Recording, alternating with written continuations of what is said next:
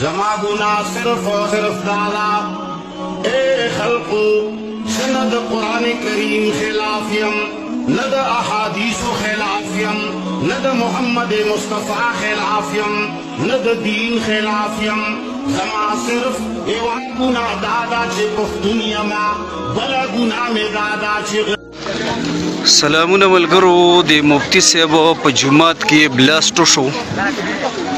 او کوم مین گیټ چې دی په کوم گیټ باندې چې مفتی صاحب را دننوزي هم په هغه گیټ کې بمې خودې شوی او داسې شزوی لک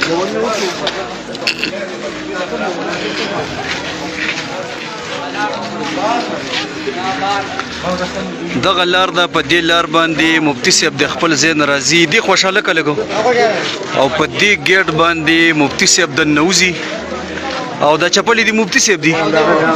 د مفتی صاحب چپلې هم پرتی دي او وینه هم پرته ده او دلته کې دا بلاست بم چې کم دی نو دا هم دی مفتی صاحب ته په دې گیټ کې خودې شوی او جمع ولاړه وه او جمع ولاړه وه او چې څنګه مفتی صاحب ننوتو جمع هغه ځای کې هم دغه وینه پرته ده او دلته کې هم دا وینه پرته ده خو چونکې د فیسبوک کمیونټي داسې ده چې په دې کې مونږ دا وینې راوستی نه شو اوس هم ګورو چې د دې ویډیو نه مونږ دا چې کوم دی نو دا کټ کو ولاړه ما رکوع چې څنګه وکړه مفتی صاحب اواز وخوته مفتی صاحب چې څنګه